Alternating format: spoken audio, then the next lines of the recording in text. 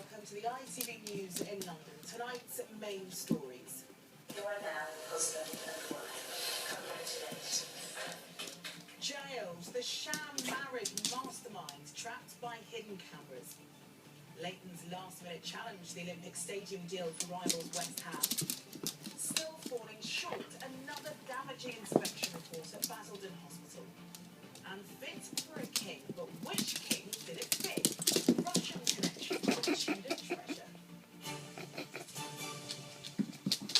Hello, I'm Charlene. Oh, shit's scared. A London woman has been jailed today for almost 4 years for organising sham marriages which allowed immigrants to settle in Britain.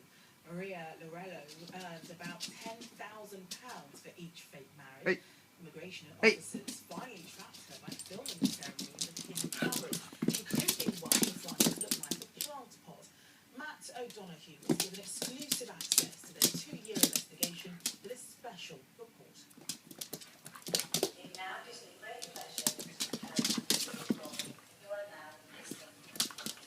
Congratulations. A passionate kiss gets sealed. Together for just a few hours. Who's the daddy? Who's the daddy? The wedding is nothing but a shock.